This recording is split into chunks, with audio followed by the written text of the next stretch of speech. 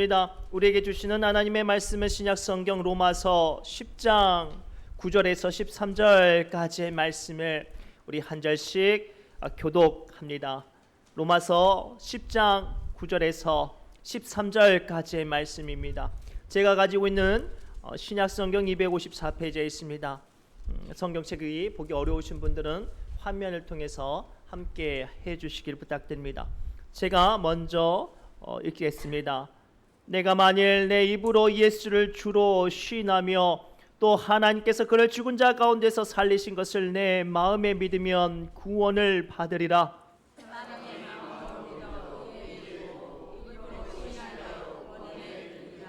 성경에 이르되 누구든지 그를 믿는 자는 부끄러움을 당하지 아니하리라 하니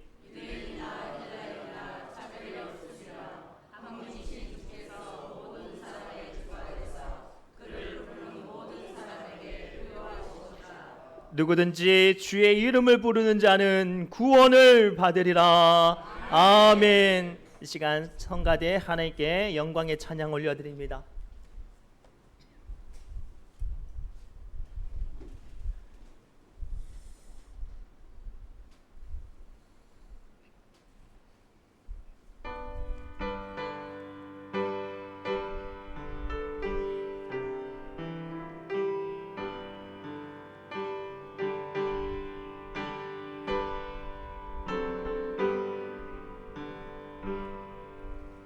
이 세상에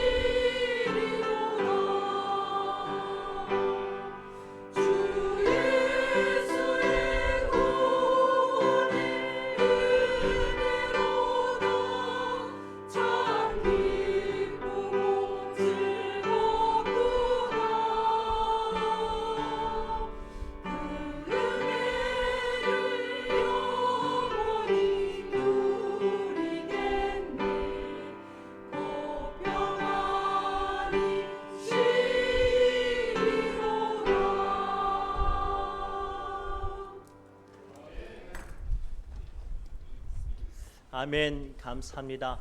우리 옆 사람을 이렇게 축복할까요? 이 시간 하나님께서 은혜로 채워주시기를 바랍니다 라고 축복합시다. 이 시간 하나님께서 여러분들을 은혜로 채워주실 줄 믿습니다. 또 다르게 이렇게 축복을 할까요? 늘 주님의 은혜 안에 강건하시길 바랍니다 라고 축복합시다. 늘 주님의 은혜 안에서 강건하시길 바랍니다. 우리 고승호 장로님도 말씀하셨지만 날씨가 무덥습니다. 특별히 몸이 많이 약해지는 시간인데 늘 주님의 은혜 안에 강건해지시기를 주님의 이름으로 축복합니다. 오늘 함께 나누실 말씀은 구원에 이르는 믿음이라는 말씀으로 함께 은혜를 나누기를 원합니다. 오늘 말씀은 예수님을 구주로 믿고 시인하면 구원에 이른다라는 우리 기독교의 아주 핵심적인 구원의 교리가 담겨 있는 말씀이에요. 그래서 오늘날 상당수 많은 사람들은 이 말씀을 너무나도 잘 알고 또 믿음이 중요하다는 사실을 알고 있어요. 그런데 문제는요, 구원을 받게 하는 믿음이 무엇인지, 또 무엇을 믿으시는지, 또 믿음이 무언가라고 말씀을 부탁을 드리면 상당수의 많은 사람들이 난감해하거나 자신 없어 해요. 사랑하는 성도 여러분, 우리는 그냥 믿음 말고요, 구원에 이르는 믿음을 가져야 할 줄 믿습니다. 실제로 예수님 시대에 제사장들과 서기관들과 바리새인들은 정말로 뜨거웠던 믿음의 열정이 있었던 사람들이었습니다. 누구보다 율법에 전심이었고 자기의 믿음을 자랑했던 사람들이었습니다. 그러나 안타깝게도 그들의 믿음은 그들을 구원하지 못했어요. 오늘날 안타깝게도 한국교회에 그런 분들이 계시죠. 믿음이 있노라 말하면서 상식적이지 않고 맹신적이며 더 나아가 하나님을 믿는 게 아니라 어떤 자기의 신앙적인 행위만을 자랑하는 사람들 말이죠. 안타깝게도 동일하게 구원에 이르는 믿음이라고 말할 수 없을 거예요. 오늘 말씀 통해서 우리는 어떻게 해야 구원에 이르는 믿음을 가질 수 있는지, 혹은 내가 정말로 믿고 싶지만 믿어지지 않다라고 생각되어질 때 오늘 통해 말씀을 통해 믿음이 무엇인지 또 구원에 이르는 믿음이 무엇인지를 발견하고 깨닫고 은혜를 받는 시간 되시기를 바랍니다. 그렇다면 구원에 이르는 믿음이란 무엇이겠습니까? 먼저 대전제를 말씀드립니다. 믿음은 크게 세 가지 요소가 있을 때 이루어집니다. 첫째는 지식, 그리고 저는 들음이라고 말을 하겠습니다. 또 다른 것은 받아들임, 영접이라고 표현하겠습니다. 또는 신뢰, 의지라고 표현합니다. 이 세 가지 조건 요소가 이루어져야 믿음이라고 말할 수 있어요. 오늘 이 세 가지 관점 안에서 구원을 이루게 하는 믿음이 무엇인지 이 말씀을 살펴보기를 원합니다. 첫째는 사람은요, 먼저 어떤 사실을 대해서 알아야 믿어질 수 있어요. 즉 구원에 이르는 믿음이 되기 위해서는 복음이 무엇인지에 대한 올바른 지식을 알아야 그 지식이 필요합니다. 다시 말해 그 지식을 알기 위해서는 그 말씀을 들어야 하는 들음이 필요하다고 성경은 이야기하고 있어요. 그래서 오늘 로마서 10장 9절에서 3절까지 이 핵심적인 진리를 사도 바울이 설명하고 나서 바로 이어서 14절에 뭐라고 설명하냐면 함께 읽겠습니다. 시작. 그런즉 그들이 믿지 아니하는 일을 어찌 부르리요? 듣지도 못한 일을 어찌 믿으리요? 전파하는 자가 없이 어찌 들으리요? 라고 이 복음에 대한 메시지가 믿어지기 위해선, 믿음이 생기기 위해선 들음이 필요하다고 가르쳐주고 계세요. 사람들은 살면서 많은 것들을 듣고 배우고 체험하면서 습득한 경험을 또 지식을 통해 믿음이라는 것들을 가지고 살아갑니다. 그런데 생각해 보세요. 여러분들이 한 번도 듣지 못했던 이야기를 믿어지겠습니까? 아니죠. 모두 다 자기가 한 번쯤 들어본 이야기, 경험해 본 사실을 믿어질 수 있는 겁니다. 과거에 한국교회는 안타깝게도 신앙생활하다가 의문을 가지면 목사님들이 잘 가르치지 못하고 그냥 덮어놓고 믿으면 된다라고 말씀을 하실 때가 많았어요. 그래서 안타깝게 한국교회는 이단들이 많아지고 맹신적이고 편협한 신앙을 가진 사람들이 굉장히 많이 생겨버렸어요. 사랑하는 성도 여러분, 오늘 말씀 통해서 우리는 기억해야 돼요. 우리가 말씀을 통해서 정확히 알아야 그 믿음이 생겨지고 그 믿음이 우리로 말미암아 구원을 얻게 하는, 구원을 이루게 하는 믿음이 되는 줄 믿습니다. 실제로 상당수의 많은 세상 사람들이 우리 교회를 향해 실망하는 이유가 믿음이 상식적이지 않고 믿음에 대한 암과 지식과 지혜가 없어서 그래요. 사실 실제로 구약의 북이스라엘이 이런 일들이 등장했어요. 때는요, 다윗으로 인하여서 솔로몬을까지 큰 제국을 이루어냈던 이스라엘이 솔로몬이 죽고 나서 그 아들 때에 이르러서 북쪽과 남쪽으로 나눠지게 됩니다. 북쪽이 10지파나 되는 큰 땅을 차지하고 남쪽은 유다 지파만 남아서 남유다라는 명맥을 유지하고 있었습니다. 그런데 안타깝게 북쪽 이스라엘 입장으로, 왕의 입장으로 안타깝게 무슨 일이 생겨지냐면 이스라엘 백성들은 제사를 드리려면 반드시 예루살렘 성전에 올라가서 제사를 드려야만 했거든요. 다른 곳에서는 절대 하나님께 예배할 수 없었어요. 그래서 북이스라엘 왕이 자꾸만 걱정이 되는 거예요. 이 땅에 함께 나와 있겠지만 자꾸만 남쪽으로 가다 보면 남쪽으로 마음이 쏠려서 그쪽으로 넘어가면 안 되잖아요. 그래서 북이스라엘 여로보암 왕이 무슨 짓을 하냐면 그때 이스라엘 백성들이 신령하다고 생각했던 베델과 단에 금송아지 상을 세워놓고 제단을 만들어 놓고 이곳이 우리를 이끌어낸 하나님의 제단이라 남쪽의 예루살렘까지 먼 곳에까지 국경을 넘어서 굳이 갈 필요 없이 여기서 예배하라고 잘못된 예배를 가르쳐 줬습니다.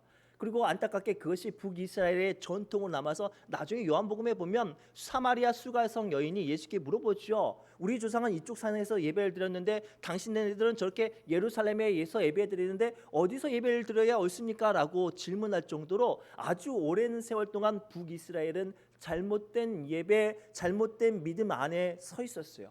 그래서 하나님께서 북이스라엘을 멸망시키시면서 안타까워하시면서 이렇게 말씀하셨어요. 호세아서 4장 6절 말씀입니다. 함께 읽겠습니다. 내 백성이 지식이 없으므로 망하는도다. 내가 지식을 버렸으니 나도 너를 버려 내 제사장이 되지 못하게 할 것이요. 내가 내 하나님의 율법을 잊었으니 나도 내 자녀들을 잊어버리리라. 아멘. 그래서 사랑하는 성도 여러분, 믿음이 생기기를 원하십니까? 연약한 믿음이라도 그 믿음이 성숙하고 자라기 원하십니까? 그래서 우리는 믿음의 알미 필요하고 지식이 필요합니다. 고로 여러분들 연약한 부분들이 있으면 덮어놓고 믿지 마시고 가까운 목사님을 찾아 물어보시고 더 나아가 말씀을 통해 그 하나님의 메시지를 들으시기 바랍니다. 그래서 로마서 10장 17절을 통해서 주님은 다음과 같이 믿음에 대해서 말씀하세요. 함께 읽겠습니다. 시작. 그러므로 믿음은 들음에서 나며 들음은 그리스도의 말씀으로 말미암았느니라. 아멘. 먼저 들어야 해요. 먼저 알아야 해요. 그래야 믿어질 수 있어요. 만일 제가 여러분들에게 이 동네에 사는 누군가를 그 사람이 어떤 사람인가 물어본다면 그 사람을 잘한다고 신뢰하시냐고 물어본다면 적어도 그 사람과 여러분들의 관계는 이름 정도는 알 것이고 어느 곳에 사는 것을 알 것이며 어떤 사람인지를 알아야 내가 그 사람을 알고 내가 그 사람을 믿는 사람이라고 추천합니다라고 말하지 않겠습니까? 고로 이 시간 믿음을 갖기 위해서 예수님이 어떤 분인지 복음이 무엇인지 정도의 지식을 알아가는 시간, 알려는 마음을 가지시기 바랍니다. 그래서 믿음을 얻기 원한다면, 믿음이 자라고 성숙해지길 원한다면 예배의 자리에 나와 더 나아가 그 말씀을 통하여서 하나님께 나아가는 사람 되시길 바랍니다. 그럴 때 주님의 은혜가 믿어지는 은혜가 임하는 줄 믿습니다. 이사야서 55장 3절 통해서 성경은 다음과 같이 우리에게 말씀하세요. 너희는 귀를 기울이고 내게로 나와 들으라. 그리하면 너희의 영혼이 살리라. 내가 너희를 위하여 영원한 언약을 맺으리니 곧 다윗에게 허락한 확실한 은혜니라. 아멘. 들어야 믿어진다는 거예요. 들음의 자리에 나와야 은혜를 받는다는 거예요. 고로 이 시간 힘들고 어렵지만 믿음의 자리, 들음에 임하는 자리, 예배의 자리에 나오시기 바랍니다. 더 나아가 믿음이 연약해질수록 주님의 말씀이 들려지는 자리를 찾고 사모하시기 바랍니다. 그러한 사람에게는 주님께서 반드시 은혜로 응답으로 상급을 주신다고 약속하세요. 그래서 히브리서 11장 6절 통해서 분명히 선언합니다. 함께 읽겠습니다. 시작. 믿음이 없이는 하나님을 기쁘시게 하지 못하나니 하나님께 나아가는 자는 반드시 그가 계신 것과 또한 그가 자기를 찾는 자들에게 상 주시는 이심을 믿어야 할지니라. 아멘. 오늘 우리에게 주시는 놀라운 이 영적인 비밀을 발견하시기 바랍니다. 내가 교회에 오래 다니든 않건 중요치 않아요. 내가 믿음이 약하건 강하건 중요치 않아요. 내가 지금 직분이 있든 없든 중요치 않아요. 하나님을 찾고자 하는 마음으로 예배 자리에 나오면 우리 주님께서 반드시 만나주시는 은혜를 주실 줄 믿습니다. 거기서 그치지 않고 하나님을 찾는 자들에게 상급을 주신다고 말씀하셨어요. 그 상급이 뭐예요? 구원에 이르는 믿음이에요. 믿음이 생겨나요. 그리고 그 믿음으로 말미암아 이 시간 예배를 통하여서 위로 받아요. 병든 자들은 고침을 받고 절망에 있는 자들은 소망이 들려지는 줄 믿습니다. 그로 이 시간 주신 말씀을 통하여서 믿음이 들려지는 자리, 믿음이 생겨지는 자리에 나와 구원에 이르는 믿음을 가지시기를 주님의 이름으로 축복합니다. 두 번째, 그렇다면 구원에 이르는 믿음의 두 번째 단계는 무엇일까요? 먼저 18절 말씀을 함께 읽겠습니다. 시작. 그러나 내가 말하노니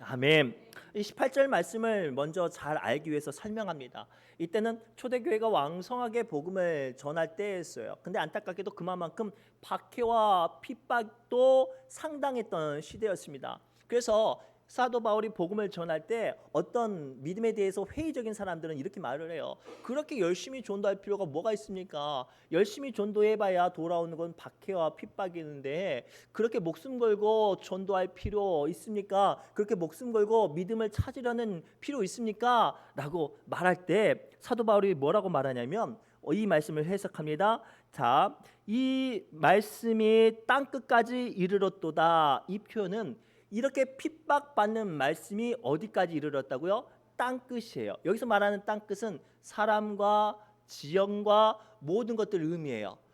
그 시대에 알려진 지도는 물론이요, 그 시대에 살아가는 사람들 마음 안에서도 뭐가 들려진 거예요? 복음이 들려진 거예요. 근데 중요한 건 그 가운데 어떤 사람이 있다는 거예요. 들려진 복음을 영접한 사람, 붙잡은 사람이 있다는 거예요. 사랑하는 성도 여러분, 오늘 구원에 이르는 믿음의 두 번째 단계를 풀어서 설명합니다. 사람들은요, 들려지는 이야기가 사실이라고 인정되어지면 받아들입니다.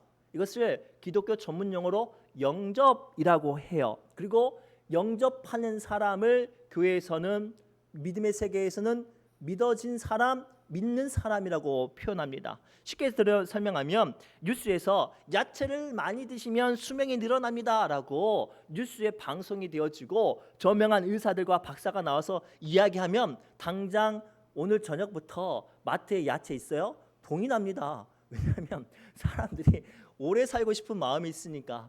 자, 이렇게 행동했다는 것은 뉴스에서 나오는 의사나 박사들의 말이 들려져서 동의가 된다는 거예요. 받아들였다는 거예요. 그리고 그로 따라서 행동하는 믿어지는 역사가 임하니까 그로 그 삶이 반응되어지는 거예요. 이것이 구원에 이르는 믿음의 두 번째 요소예요. 지금도요, 세상에 많은 사람들이 복음을 외면하고 핍박하고 혹 이 자리에 가운데 앉아 있는 사람들도 선포된 말씀들이 들려지지 않을 수 있어요. 그러나 중요한 건 이 시간 들려지는 메시지를 받아들이면, 동의하면, 영접하면 그로 말미암아 그 사람은 그 믿음이 연주가 어떠하든지 상관없이 주님께서는 믿음의 사람으로 인정하신답니다. 거기서 그치지 않고 믿음의 사람이 되어지면 그 순간 그에게는 하나님의 자녀가 되는 권세가 임합니다. 그래서 요한복음 1장 12절 말씀입니다. 시작. 영접하는 자 곧 그 이름을 믿는 자들에게는 하나님의 자녀가 되는 권세를 주셨으니. 아멘. 잘 들으세요. 아무리 믿음의 연주가 연약해도 주의 말씀이 들려질 때 받아들이면, 동의하고 영접하면 믿음의 사람이 되어지고 그로 말미암아 주님의 능력이 임합니다. 실제로 요한복음 4장 49절 이하에 어떤 말씀이 등장하냐면 왕의 신하가 예수님을 찾아와요. 얼마나 권력자인지 몰라요. 그런데 자기의 권력으로 해결할 수 없는 문제가 있으니 예수님을 찾아왔겠죠. 자기 아들이 열병으로 죽어가는 거예요. 그래서 왕의 신하는 자기의 권력으로 예수님을 자기의 집으로 모셔가려고 했어요. 근데 안타깝게도 예수님께서 그 왕의 신하 그 권력자를 따라가지 않고 한마디 말씀만 하세요. 지금 돌아가라. 네 아들이 살아났다라고 말을 해요. 이때 왕의 신하는 자기 아들의 상태를 알 수 없고 그저 예수님만 모시고 가고 싶은 눈에 보이는 뭔가만 요구했던 상황이었는데 자기에게 들려진 주님의 말씀이 자기가 동의하게 되었어요. 예수님께서 선포된 말씀을 따라서 그냥 자기도 모르게 집에 가게 되는 거예요. 그렇게 한참을 집에 가던 중에 누구를 만나냐면 자기 집에서 온 종들을 만나는데 종들이 이렇게 말을 해요. 주인님 굳이 예수님 모실 필요 없어요. 지금 도련님 깨끗이 나았어요.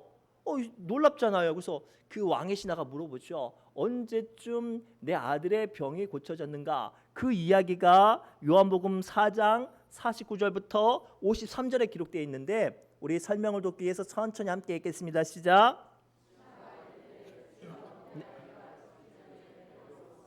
예수께서 이르시되 가라 내 아들이 살아있다 하시니 그 사람이 예수께서 하신 말씀을 믿고 가더니 자 중요한 거예요. 아들의 상태를 봤어요? 못 봤어요. 그러나 예수님께서 주신 말씀을 믿고 갔어요.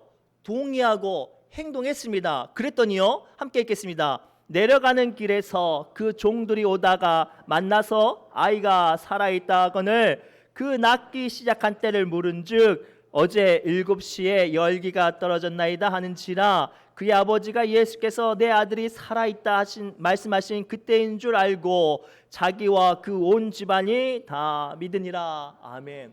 오늘 여러분들과 함께 나누고 싶은 구원에 이르는 두 번째 믿음이 이거예요. 때로는 신앙생활 하는 것이 힘들고 어려워요. 때로는 설교 말씀 듣는 게 이게 저게 뭔 소린가 라고 납득되어지지 않고 지루하고 막 잠만 올 때가 있어요. 그러나 중요한 건 그 가운데서도 들려지는 이야기가 그 가운데 들려지는 말씀이 믿어지고 받아들여지면 그 믿음이 여러분들을 구원하는 줄 믿습니다. 그리고 오늘 선포된 말씀을 붙잡고 구원에 이르는 믿음의 사람 되시길 바랍니다. 마지막 세 번째 요소가 남았습니다. 마지막 세 번째는요 신뢰, 의지의 단계입니다. 먼저 21절 말씀을 함께 읽겠습니다. 시작. 이스라엘에 대하여 이르되 순종하지 아니하고 거슬러 말하는 백성에게 내가 종일 내 손을 벌렸노라 하였느니라. 아멘.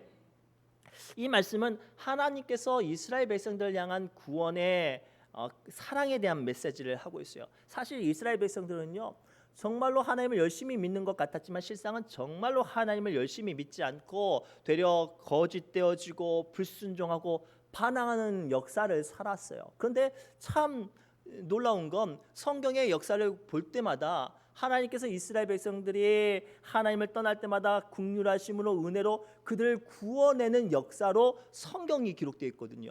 그 이야기를 하는 거예요. 내가 이스라엘 백성들이 늘 내게 반역하고 거슬렸지만 나는 하루 종일 온전히 영원토록 그들을 구원하기 위해 내 손을 지금도 벌리고 있다라는 메시지예요. 이 말씀을 이해하기 위해서는 예수님께서 복음서에 설명했던 탕자의 비유를 알면 이 말씀이 이해가 되어져요. 탕자의 비유는 어떤 비유입니까? 우리가 잘 아는 것처럼 한 부잣집 둘째 아들이 정말로 엉뚱한 헛바람이 들어가지고 아버지를 찾아가서 말을 하죠. 아버지 어차피 아버지 돌아가시면 나에게 유산 주실 건데 지금 달라고. 나 지금 젊고 하고 싶은 일도 또 많고 해외에 나가서 사업하고 싶으니까 어차피 아버지 죽으실 거면 그 돈 내 거니까 지금 달라고. 얼마나 불효해요. 근데 아버지가 아들을 너무 사랑해서 재산을 딱 절반 잘라서 줍니다. 그리고 그 재산 들고 아들이 신나게 해외를 나가서 흥청망청 쓰다가 다 탕진해버렸어요. 하필이면 그 해에 그 나라에 큰 가뭄과 기근이 찾아왔는데 망해버린 아들이 뭘 먹고 살아요. 먹고 살 것이 없으니까 돼지들이 먹는 쥐염 열매를 먹고 굶어 죽기 일보 직전에 아들이 무슨 마음을 먹냐면 야 이곳에 살면 진짜로 죽겠구나. 자 아버지 집에 가자. 그러면 아버지가 나를 종이라도 받아주겠지라고 말을 해요. 누구를 의지하는 거예요? 아버지를 의지하는 거예요.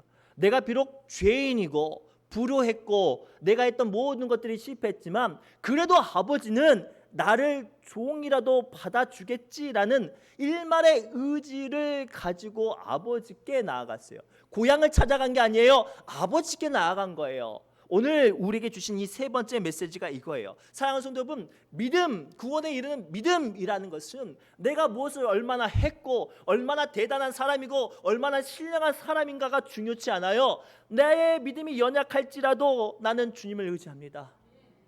내가 어떠한 상황 가운데 있을지라도 우리 하나님은 한결같이 나를 포기하시지 않을 뿐입니다라고 의지하는, 신뢰하는 믿음, 그 믿음이 그 사람을 구원하는 거예요. 그리고 오늘 우리에게 필요한 게 뭐예요? 주님을 의지하는, 주님을 신뢰하는 믿음이 필요해요. 안타깝게도 오늘날 많은 사람들에게 여러분들 믿음을 한번 어떤 믿음 가지고 계세요? 라고 물어보면 상당수의 많은 사람들이 뭐라고 대답하시는 줄 아세요? 저 아무개 어떤 교회 장로예요. 저 11조 열심히 해요. 저 주일 성수 열심히 합니다. 저요 교회 세웠어요. 저 교회에서 찬양팀이에요. 저 교회에서 반주자예요. 저 교회에서 교사예요. 그게 여러분들 구원하는 믿음이 될 수가 없어요. 여러분들 구원하는 믿음은 정말로 하나님만이 나를 구원하십니다. 내가 어떤 일을 해서 천국 가는 게 아니라 내가 어떤 일을 하지 못하는 상황 가운데 있을지라도 내가 주님을 붙잡으면 그 주님, 사랑 많으신 주님께서 이 약하고 부족한 나를 구원하십니다라고 고백하는 믿음, 그 믿음이 구원에 이르는 거예요. 고로 사랑하는 성도 여러분, 기억하십시오. 구원의 길은요, 믿음의 길은 내가 만들어내는 게 아니에요. 하나님을 의지할 때 그 길이 우리에게 열려진다고 성경은 말하고 있어요. 시편 37편 5절에서 6절 말씀입니다. 함께 읽겠습니다. 시작. 내 길을 여호와께 맡기라. 그를 의지하면, 중요한 거예요. 우리의 구원의 길을 주님께 맡기래요. 주님께 의지하래요. 그러면 함께 읽겠습니다. 그가 이루시고 내 의를 빛같이 나타내시며 내 공의를 정오의 빛같이 하시리로다. 아멘. 오늘 우리에게 주시는 마지막 구원에 이르는 메시지가 여기에요. 오늘날 한국교회에 혹은 자기가 믿음이 있노라 말하는 사람들의 모습을 가만히 보세요. 다 자기의 행위를 자랑해요. 그러니 다른 사람들이 그 사람 보고 실족하고 실망하고 교회를 조롱하는 거예요. 아니에요. 교회는요, 전적으로 하나님만 바라보는 믿음의 공동체여야 해요. 믿음의 중직자들은요, 나의 힘으로 일하는 게 아니라 하나님을 의지하고 나가는 사람이에요. 진정한 믿음의 사람이라는 것은요, 내가 교회에 다니는 내 발로 나아가는 것이 믿음이라 말하지 않고 그 또한 하나님을 의지해서 나갑니다라고 고백하는 사람이 구원에 이르는 믿음의 사람이 되는 줄 믿습니다. 말씀을 맺겠습니다. 세상에서는 다양한 믿음을 가지고 있습니다.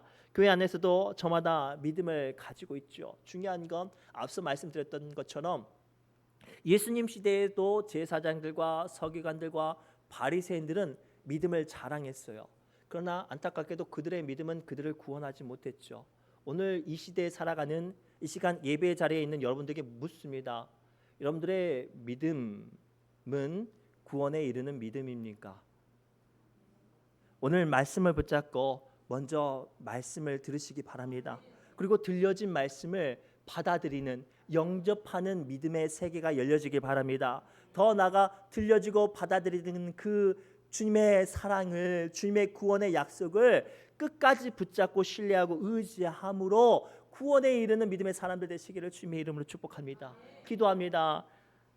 사랑과 은혜가 충만하신 하나님 아버지, 이 시간 저마다 믿음에 대하여 떠들고 이야기할 때 이 시간 우리의 마음 가운데 찾아와서 진정으로 구원에 이르는 믿음에 대하여 말씀하신 이 귀한 말씀들이 이 시간 내 마음 가운데 들려지게 하여 주시고 받아들여지게 하여 주시고 의지되어지게 하여 주옵소서.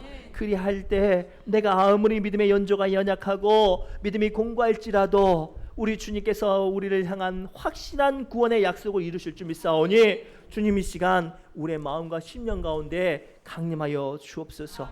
모든 말씀 예수님의 이름으로 간절히 기도드리옵나이다. 아멘. 이 시간 새노래 찬양 188번 찬송하며 기도의